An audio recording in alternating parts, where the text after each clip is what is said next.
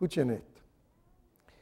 ¿Acaso no nos han dicho a nosotros alguna vez, si quieres avanzar en esta compañía, tendrás que dejar de lado alguna de tus ideas raras religiosas? Déjalas de lado. Tendrás que hacer las cosas que hacemos nosotros aquí. ¿Alguno de ustedes sufrió eso? Sí, todos nosotros. Y los israelitas cedieron, aflojaron. Y como es natural, juntamente con el consejo que les dieron los cananitas, también les enseñaron cómo plantar las cosechas, cómo abonar, cómo fertilizar la tierra, les enseñaron otras cosas. Así que de ese modo, la primavera siguiente los israelitas tuvieron una hermosa cosecha y entonces se miraron entre ellos y dijeron, oh, debe de haber cierta verdad en cuanto al tema de la fertilidad, porque nosotros hemos adorado a estos dioses paganos de la fertilidad y mire lo que nos ha dado, qué hermosas cosechas. Y abandonaron a Dios para inclinarse ante los dioses de los cananitas. Algunos creen que porque traen un poquito más de plata a la casa, desobedeciendo a Dios, es porque el enemigo les trae la bendición. Yo no sé lo que creerán. Porque de una cosa no ha quedado constancia acá en este libro, y es que estos dioses eran dioses de la sexualidad. Y adorarlos no implicaba simplemente arrodillarse delante de esos dioses, no. Participar significaba participar de todas las costumbres licenciosas de ellos. Y gradualmente el pueblo de Israel se dejó arrastrar por la idolatría y la inmoralidad. Y el próximo paso fue la terrible locura que comete el ser humano al desobedecer la sencilla palabra de Dios. Y nosotros en el capítulo 2 vemos cómo se describe cómo Dios trató la desobediencia. Miren lo que dicen los versos 13 al 15. Abandonaron a Jehová y sirvieron a Baal y a Astarte. Y el furor de Jehová se encendió contra Israel y los entregó a mano de saqueadores que los saqueaban. Los abandonó en manos de sus enemigos de alrededor. Y ellos no pudieron resistir más ante sus enemigos. Y donde quiera que salían, la mano de Jehová estaba contra ellos para mal. Como Jehová les había dicho y como Jehová les había jurado, así los afligió en gran manera. Jehová no aflige a nadie, pero saca la mano y deja que el enemigo nos aflija. Mis amados, escuchen bien. Este pueblo que había sido liberado de la esclavitud volvía a estar esclavizado otra vez. Y gobernados por las tribus a quienes ellos habían permitido que queden allí alrededor de ellos. Y fueron sometidos a una dolorosa servidumbre, pero otra vez la gracia de Dios. Viene la gracia de Dios nuevamente y se manifiesta liberándolos. Y fíjense lo que dicen los siguientes versos. Entonces Jehová levantó jueces que los librasen de mano de los que los saqueaban. Pero tampoco escuchaban a sus jueces, sino que se prostituían tras otros dioses a los cuales adoraban. Y se apartaron pronto del camino por el que habían andado sus padres, quienes habían obedecido a los mandamientos de Jehová. Ellos no lo hicieron así. Cuando Jehová les levantaba jueces, Jehová estaba con el juez y los libraba de manos de sus enemigos todo el tiempo que el juez estaba allí. ¿Saben? Por eso este libro se llama Jueces, porque Dios puso jueces. Dios levantó a Otoniel, Dios levantó a Ehud, Dios levantó como juez a Sansón, que fue el último de los jueces. En total hubieron 12 jueces, y todos representando la gracia maravillosa de Dios, intentando alejar al pueblo de la locura de su propia insensata desobediencia. De igual manera Dios interviene, mis amados, continuamente, una y otra vez en nuestras vidas para apartarnos de la locura de no tomarlo en serio, para apartarnos de esa locura con respecto a los enemigos que nos afligen a nosotros y que nosotros creemos que son sin importancia. La misma insensatez del hombre se ve cuando nosotros continuamos leyendo en el capítulo 2, verso 19. Mire lo que dice: pero acontecía que cuando moría el juez, ellos volvían atrás y se corrompían más que sus padres, siguiendo otros dioses para servirles y para postrarse ante ellos, y no se apartaban de sus obras ni de su obstinado camino. ¿Saben? El resultado del libro de Jueces no es otra cosa que un relato del continuo deterioro de Israel. Veamos lo que dice en el primer versículo, por ejemplo, del libro. Dice: ¿quién subirá primero por nosotros para combatir a los cananeos? Y Dios le contesta: Judá subirá. Muy bien, Judá sube. Lo que realmente decían ellos era: bueno, aquí estamos, Señor. Aquí estamos para pelear contra los enemigos, pero queremos saber que tú nos digas quién va a ser el primero que va a enfrentarlos. Y Dios le contesta. Pero esto no es lo importante. Lo importante es que en el último capítulo de Jueces hacen exactamente la misma pregunta: ¿quién subirá primero? Y la hacen la misma pregunta bajo exactamente las mismas iguales circunstancias, con un atenuante. En el primer versículo del libro es: ¿quién subirá primero a enfrentar al enemigo? En el último capítulo del libro es: ¿quién subirá primero a enfrentar a los hermanos? A Benjamín, la tribu de Benjamín. Mis amados, fíjense lo que dice el verso 18. Luego se levantaron los hijos de Israel, subieron a Betel y consultaron a Dios diciendo: ¿quién subirá primero por nosotros a la batalla contra los hijos de Benjamín? Y Jehová respondió: Judá subirá primero.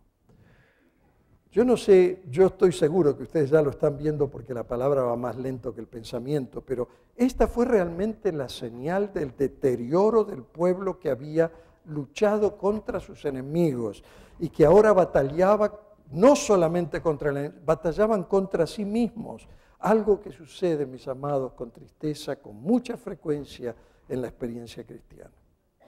Nuestra batalla no está acá, nuestra batalla está con los enemigos, con el enemigo de Dios. Al leer este libro nosotros vemos con claridad que en cada ciclo el modelo se repite exactamente igual, todo idéntico. Un ciclo va trayendo al otro y el otro ciclo va trayendo a otro y la deterioración cada vez es mayor y mayor y mayor. Cada vez caían más bajo hasta que finalmente llegaron al más repugnante y oscuro episodio que se describe en los 2 capítulos de Jueces: la perversión de los hijos de Benjamín. Yo les digo una cosa, cuando ustedes lean ese capítulo se van a horrorizar. Lo mismo que vimos en Sodoma, lo vemos acá, entre los benjaminitas. Si tomamos nosotros este libro de Jueces y lo ponemos al lado del capítulo 1 de Romanos, encontraremos que sigue exactamente el mismo modelo, comenzando primero con la idolatría, con la desobediencia y luego la idolatría. Miren lo que dice Pablo en Romanos capítulo 1, 19 al 23. Porque lo que de Dios se conoce es evidente entre ellos, pues Dios hizo que fuese evidente. No tenían excusa, pero ¿qué hicieron? Afirmando ser sabios, se convirtieron en insensatos y cambiaron la gloria de Dios inmortal por las imágenes que se parecían al hombre mortal o a los pájaros o a los animales o a los reptiles. No podrían haber ido más bajo que eso. En 3 ocasiones se menciona que se entregaron a las costumbres licenciosas de los cananeos, hasta que aprendieron a practicar la perversión entre ellos mismos y llegaron a lo más bajo de lo más bajo que pueden llegar, al nivel más bajo de la locura humana. Por lo tanto, la gran lección, mis amados queridos, que enseña este libro para nosotros es que debemos de tomar a Dios seriamente.